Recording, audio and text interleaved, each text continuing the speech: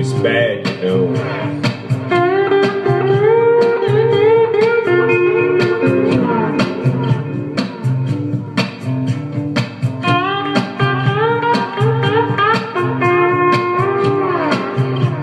It's bad, you know.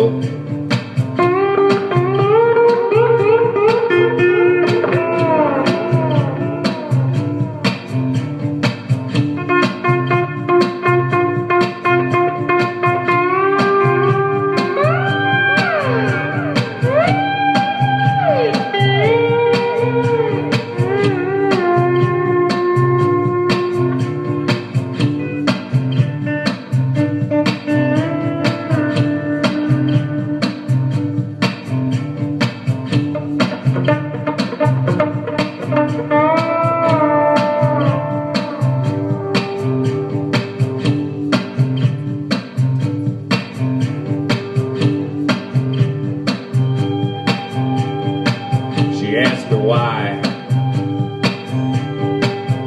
I just went on and told her. She asked me why.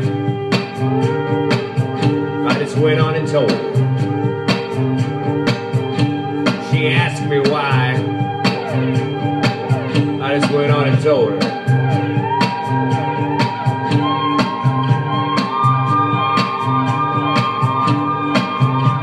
It's bad, you know.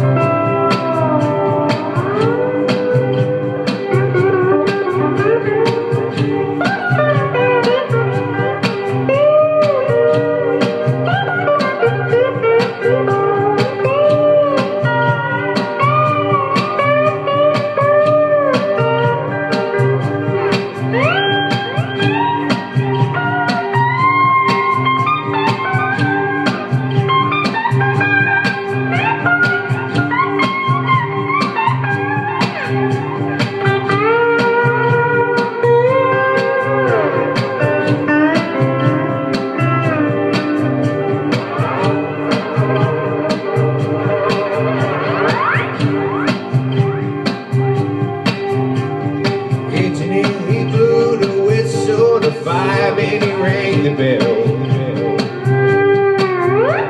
The engineer, he blew the whistle to 5 and he rang the bell.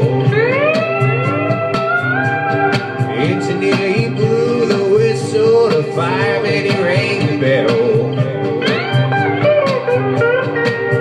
He blew the whistle to 5 and he rang the bell.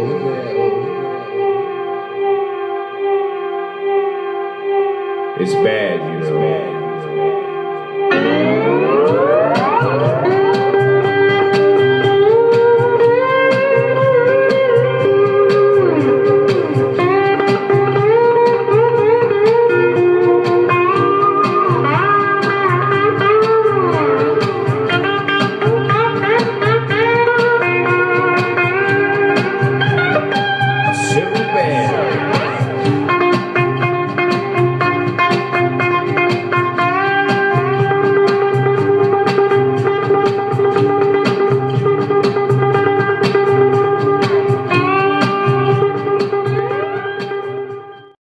Americans are treated as equal, we are all more free. This is going got nothing to do with the First Amendment. It is about the fact that I do think we as Americans, as people, need to honor differences of opinion. The engineer who's been identified by American media as James Damore has been fired from the internet giant. Manifesto written by a Google engineer has put diversity and sexism back in the forefront. This after he wrote an internal document asserting that there were biological reasons why men and women weren't equally represented. They effectively have fired somebody for dissenting from the group consensus while using facts and logic to make his position. Yes, the USA heralds itself as the land of the free and the home of the brave. But on certain college campuses in Silicon Valley and in other parts of the country, there's an atmosphere brewing where if you have the wrong political opinions or cultural views, there could be very harsh consequences.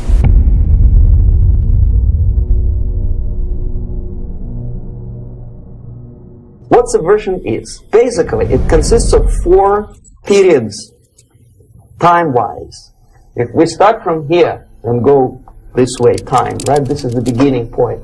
The first stage of subversion is the process which is called, basically, demoralization. It says for itself what it is.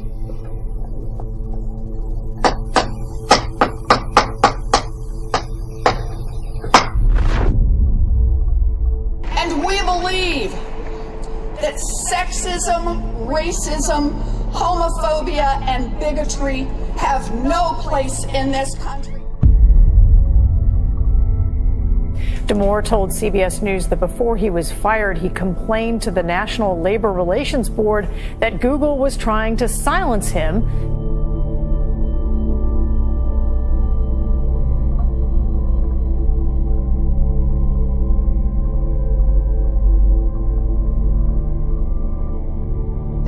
This is quite a interesting and kind of quick development in our culture and now in sporting events.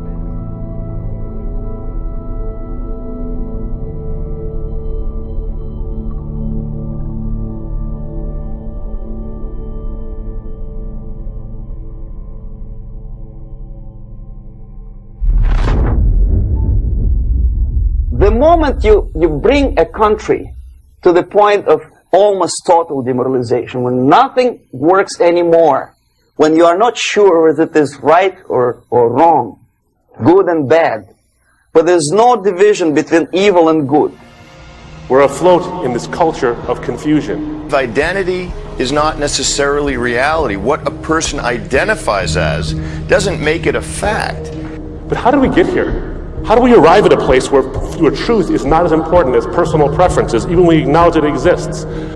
Are people not happier these days, as one writer puts it, to live in worlds built out of our own facts? What if there was a place where the unthinkable didn't happen and life could continue for progressive Americans just as before? Now there is. Welcome to The Bubble. The Bubble is a planned community of like-minded free thinkers, and no one else. However, when I read the memo, look, even if you disagree with every single point he made, I felt he made his points in a logical, calm, and rational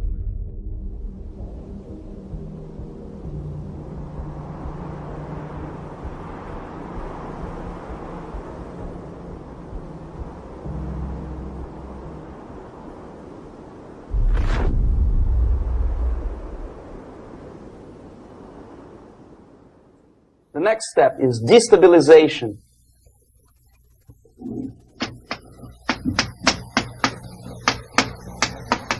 Again, this word says for itself what it is. To destabilize all the relations, all the accepted institutions and organizations in a country. But what makes this summer program unique is the campers it serves. Transgender children, some as young as 4 years old. It's a place where they can use the pronoun of their choice. But these few people who I think have lost their true identity are breaking up the truth for the rest of us. It's a very big threat to our culture.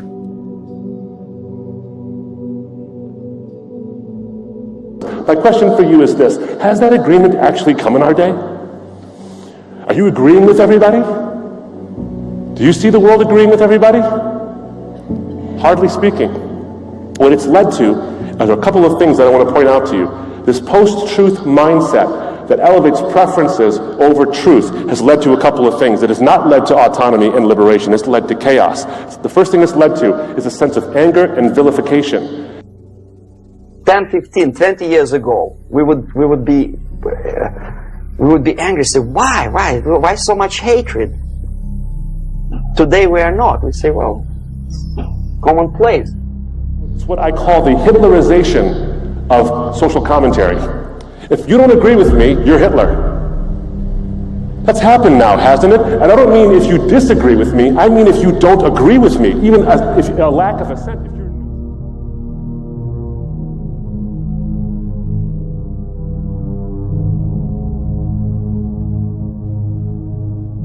Particularly at a company like Google, which basically controls our information flow, for these guys to start basically saying this is acceptable, this is not acceptable, is really quite dangerous. I love that line about because he was walking around as a man, no one even noticed he was pregnant. They just thought he had a beer belly. The beer belly, that's right. And sharing it on social media so that everybody can understand and learn a little bit more about it is great. Like a virus taking over a computer, the mind that writes the sentence, transgender man gives birth to a boy, has been completely corrupted by political pressure. They actively include themselves in a political process. All of a sudden we see a homosexual.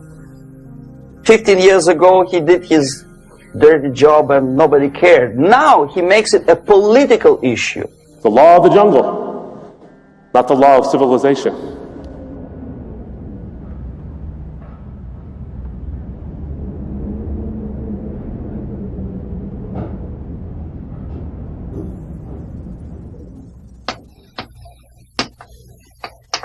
When the legitimate bodies of power, the social structure collapse, it cannot function anymore. Underestimated outcomes that have divided the world. So it recognizes, in distinction to postmodernism, it recognizes that truth actually exists. It just elevates preferences over it. Truth exists, we kind of don't care as long as we get what we want. And there are those, the men of steel and the women of steel, who want to tell you that their voices can get you what you want. And they're the ones who say, we have the answers. But all of this is leading to a culture of confusion. Law and order now also is pushed into the area where previously people settled their differences peacefully and legitimately. Now, we cannot solve our problems anymore. The society at large becomes more and more antagonistic between individuals, between groups of individuals, and the society at large. It reminds me of the song that was so popular in the 80s when I was growing up, which dates me terribly, but a song called The Land of Confusion by the band Genesis. Remember what the words were? Oh, Superman, where are you now? When everything's gone wrong somehow, these men of steel, these men of power, are losing control by the hour. Does that not describe today? Could that song not be written yesterday? So therefore, the population at large is looking for a savior. Some strong man, strong government, a leader, a savior is needed. This nation was founded by men of many nations and backgrounds. It was founded on the principle that all men are created equal. Equality, mind you. President Kennedy once said, we will make America to believe that people are born equal. Are people born equal? Is there any mentioning in the Bible? There is not a single word about equality. Just the opposite. You cannot legislate equality. If you want to be equal, you have to be equal. You have to deserve it.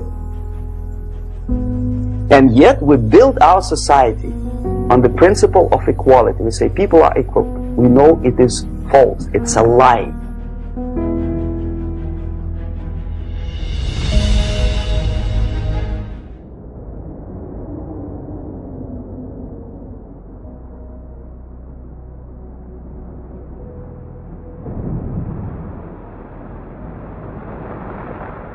Material values are good, but it's not the prime function of human being. Because you have to live with something. Obviously, the design for our life is not to consume more deodorants. There must be something greater. If such a complicated instrument as human body was created, obviously there must be some higher purpose for that. Do any one of you here think that what we're seeing has been detrimental to society as a whole? Well, I think the loss, I mean, if you start to disagree about how to see truth and how to establish it and agree what it is, then I think you're in some danger. We recognize truth, but subordinate it to preference because we have sacrificed truth and clarity on the altar of human autonomy. I'm a law unto myself. I get to decide what's right and wrong for myself, and you get to do the same thing. The problem is when we collide. If I'm a law unto myself and you're a law unto yourself, because we're so autonomous, there's going to come a time when my set of values is going to collide with your set of values. But truth is under a lot of attack. Mika, you wanted to say something, please do. Well, how do you define truth? When we remove the boundaries, remove the fences, we lose that sense of purpose and we lose that true freedom. Have you ever met a person who would sacrifice his life, freedom, for the truth like that? This is truth. I never met a person who said, this is truth and I'm ready to shoot me. To defend the truth. The Bible is not against your freedom. It's very much in favor of it because it doesn't want you to result in chaos. And Jesus claims to be the true source of that freedom. And he makes a statement that's pretty interesting. He says, freedom is inextricably intertwined with truth.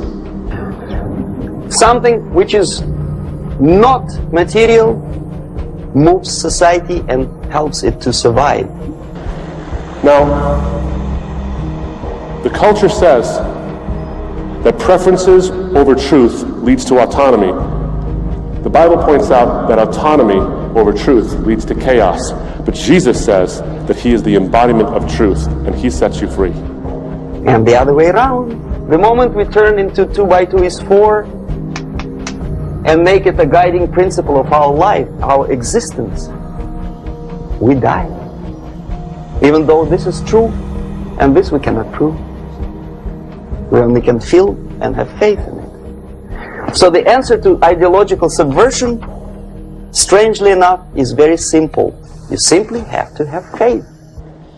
He doesn't tell you. See, Jesus is not a post-truth man. A post-truth man would tell you what you prefer to hear, not what's actually true. Jesus tells you what is true, not what you want to hear. He's not trying to sell you something. He's trying to tell you like it is. For we wrestle not against flesh and blood, but against principalities, against powers, against the rulers of the darkness of this world, against spiritual wickedness in high places.